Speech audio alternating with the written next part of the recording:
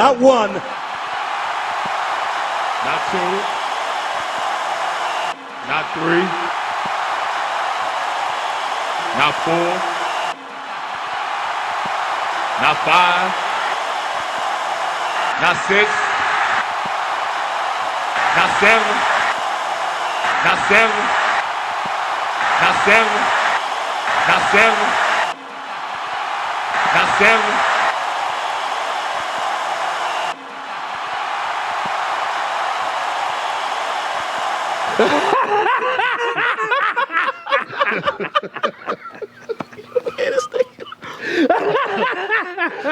And it's just basketball. At the end of the day, it's just basketball. Like and subscribe on the way in the door, my people. I hope you all are having a truly fantastic day.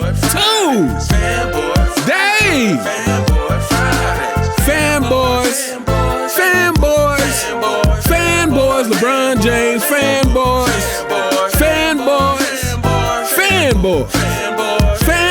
LeBron James, fanboys. Wow.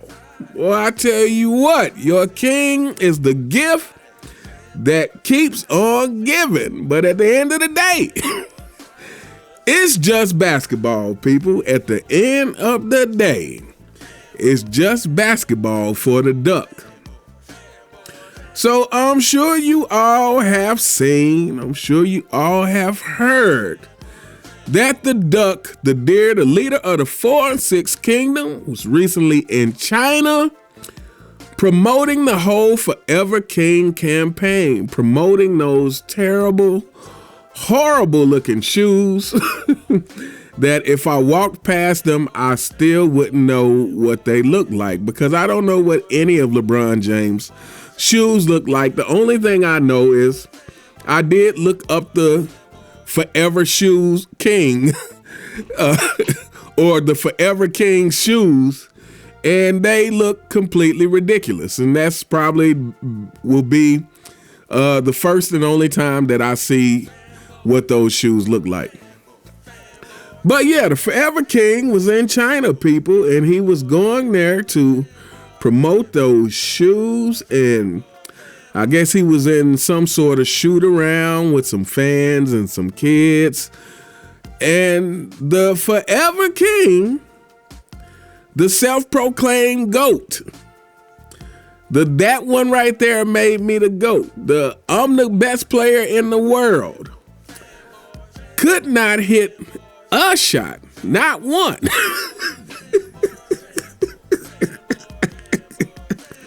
He could not hit one. And I must say, as I was watching the video, and I'm watching LeBron miss shot after shot while I'm watching some of the children's shot go in right after his, it got me thinking, how do you miss every single shot when there's no pressure?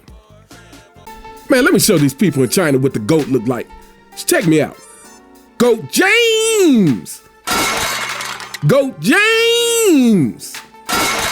GOAT James. So if I hit the next three, man, I'm 50%, man. Check my stats. All right, okay. Hold up. Let me take my time on this. Take my time. GOAT James. I think my ankle's starting to hurt, man. My ankle's starting to hurt. GOAT James. Go James! Well, man, you know what? I'm gonna shoot a left hand like Kobe, man. I'm better than Kobe. Check me out. Check this left-handed three out. Go James! Man, y'all need some earn these balls or something, man. Got all these little kids running around. Hold on, you know what? I'm gonna shoot it from half court. This will make up for all the misses. Check me out. Go James! Man, give me the ball. Pass me the ball, man. Pass me the ball. Here we go. Go James! Man, it's just basketball. At the end of the day, it's just basketball. No pressure at all. I mean, if this was the finals, I could understand. If this was the finals, I could understand LeBron James missing every shot because he's not clutch. He's known to have horrible fourth quarters, but in a scenario where you're on a tour promoting your new shoes and you are simply there to be seen by the fans. Again, it's no pressure situation. And you cannot sink one shot. It's highly puzzling for someone who's the self-proclaimed GOAT. I really don't understand it. And you see him miss the first 4 or 5 shots, and then he switches to the left hand as if it is possible that could actually make it better. And of course it doesn't. Of course he misses terribly.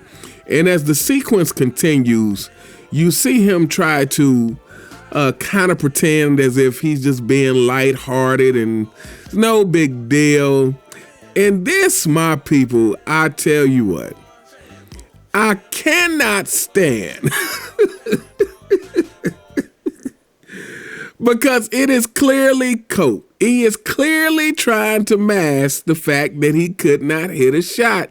And so, like I said, as things kind of escalated and he just couldn't get one in, he starts to try to, go into this mode of, oh, I'm just joking. Oh, now I'm going to shoot a couple of left hand. Now I'm going to go back to the half court line.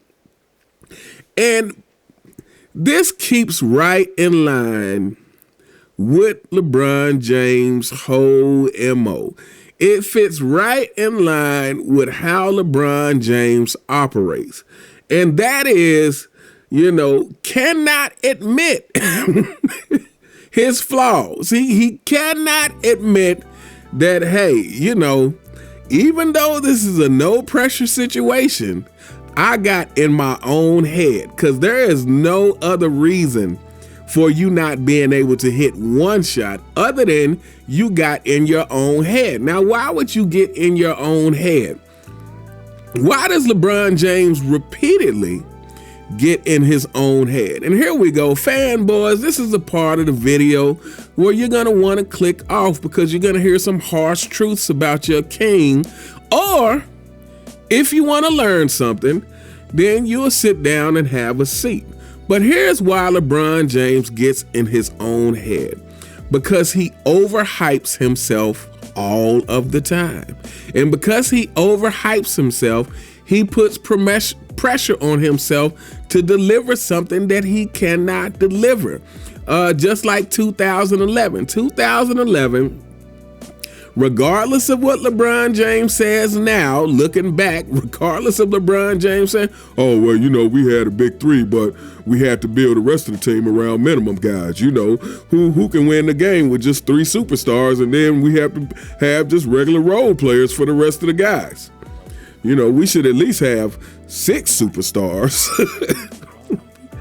But despite what LeBron James says now, what happened in 2011 is a prime example of LeBron James overpromising and under-delivering. Because he overpromises, he puts an amount of pressure on himself, not from the media, not from the fans, from himself, because he can't keep his big mouth shut.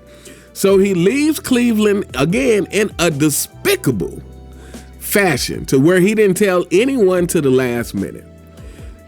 He has the stupid, ridiculous press conference where he announces it to the world. Cleveland holds a big fanfare press conference where him and D Wade and Bosh are sitting on stage, and the infamous not 1, not 2 speech takes place. Now, some would like to say that, hey, LeBron James, he was just joking. He was just, it was just barbershop talk. He was just trying to make things exciting for the event, blah, blah, blah. But no, you can't get off that easy. LeBron James was saying this because he knew, just like we knew, that was a super team. He knew, just like we knew, that he had just put together a team that had the top 3, at least top 15 players in the league, arguably top 10. And because of that, LeBron James, again, he thought, oh man, I just got the secret recipe, man. I just found a shortcut. I just got the ultimate helicopter to the top, man. Yeah, we about to win a bunch of championships. I'm not gonna have to do any work, man. I don't have to work on my game at all.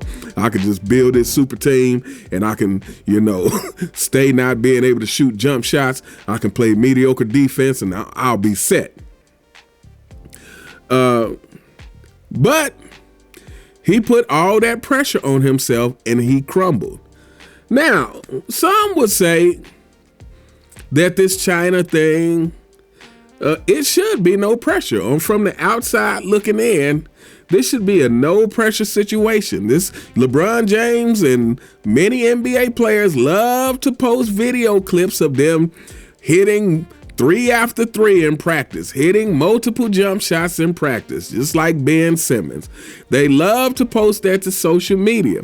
So you would think that this situation would be about the same amount of pressure as that. It's not a game on the line. It's not the finals where you would expect LeBron James to miss a bunch of shots. It is simply an event where you have to be seen and promote your product. But there lies the problem, people, is the product that they were promoting was launched by the world's most ridiculous commercial. The product that was being launched was launched by the world's most ridiculous commercial, and I'm sure that LeBron James has heard the scrutiny from that ridiculous self-praising commercial. I'm sure LeBron James has heard it. So I'm sure already LeBron James is in his head. So he gets to China and he has to live up to this commercial. He has to live up to no, it's not. Of course they didn't have a manly, commanding, powerful voice on the commercial either. It was like someone that sounded like a child delivering this. I guess maybe because it's a kid from Akron, but some puny voice delivering these lines of every rival was vanquished. Every challenge was met.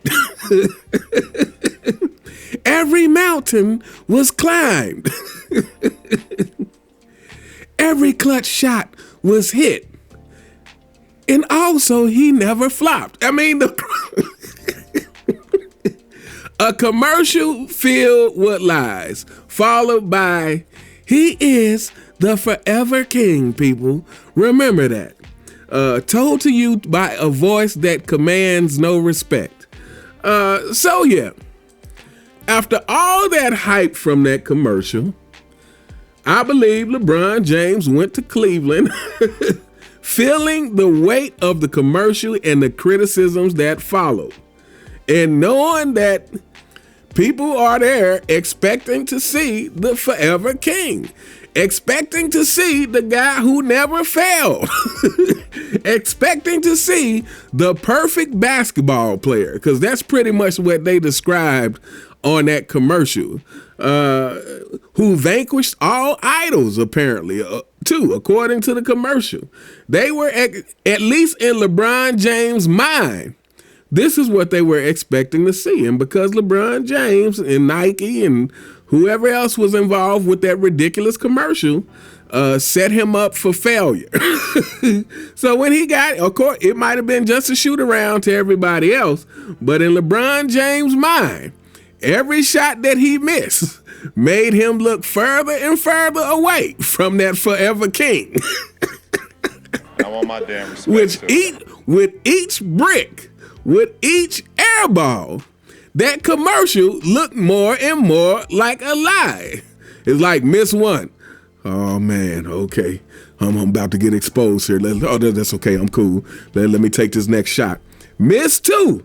Oh man, I think my ankle's starting to hurt, man. I think my ankle's starting to hurt. Hey guys, I might need you to get me a cast, because if I brick all these shots, I need to come to the press conference with a cast next time so I can have some excuses for why I missed every single shot that I took. Yeah. But you know, this is typical. But it's funny, but it's not. It's funny, but it's not. Again, you're dealing with a person who just has no self-awareness at all, and he doesn't have to have. He got enough money that he cannot have self-awareness. But again, he's never going to have that inner peace. He's always going to fall short to what he wants to be because, number one, he's pursuing things for the wrong reasons. Again, he wants to praise instead of just to work on the game of basketball, which that ship is long sailed. LeBron James is 40 years old. Hopefully he's getting near the end of retirement, and all the things that could have been are no longer on the table anymore. that ship has sailed. And like I said, you know, this is just par for the course with LeBron James because everything, and I think I'm going to do a video on this. Like I said, everything with LeBron James is oversold. His victories are oversold, and his failures are oversold on the excuses side of the table. It's like, you know, every championship is the greatest thing that ever took place. 2016 was the greatest championship. Then 2020 was the hardest championship. And every failure is just a colossal, oh, what did you expect, man? He didn't have this, and he didn't have that. And he didn't have any help, man. He didn't get help from JR. He didn't get help from Kevin Love. He didn't get help from D Wade. He just didn't have any help, man. You know, all he had was D Wade and Chris Bosh and Kyrie and Kevin Love and Anthony Davis and Russell Westbrook and Carmelo Anthony and Dwight Howard and Rondo and now Luka, but he didn't have the Scottie Pippen, man. What do you expect? He didn't have the Scottie Pippen. Scottie Pippen was the answer to all LeBron James' prayers. If LeBron had a Scottie Pippen, he would have just stayed in Cleveland. If LeBron had a Scottie Pippen, he would have never tried to have players traded because all he needed was Scottie. And you know, even though Scottie came into the league averaging 7 points a game, even though it took him several years to develop into an all-star, even though Scottie came into the league saying he didn't take the game that serious, and it was Michael who pushed him to take the game serious. And we already know LeBron James wasn't going to do that because LeBron James himself has been revealed to be super immature, which is why they didn't want him on the 08 Redeem team. Anyway, people, I could go on and on, but we gonna hold up here. Let me know what you guys think in the comments. What do you think? Why do you think LeBron James couldn't hit one shot in a shoot around with no pressure at all? He couldn't hit one. Hey, you know what, LeBron James fanboys, I would love to hear from you guys on this one. I really, you know, let me tell you something. I'm no NBA player, but for you LeBron James fanboys who may be having trouble with your jump shot, I'm not a great jump shooter either, but whenever I'm having trouble hitting jump shots, what I always like to do is just get close and nail a couple of very close shots first. Because, you know, just seeing the ball go into the basket can start to get your confidence up. And then you go in close, and then you slowly venture further and further away from the basket. And before you know it, you're like, oh, okay, you got the stroke now. And so it puzzles me that LeBron James didn't have any kind of method or remedy to fix that broken jumper that he just kept shooting and missing over and over again. And despite all the misses, he tries to go and step to half court. It's just a very puzzling thing that the guy could not hit one shot, except he's the most mentally weak superstar that we've ever seen. But anyway, let me know what you guys think in the comments. You all have a truly fantastic day, and I'll see you next time. All right.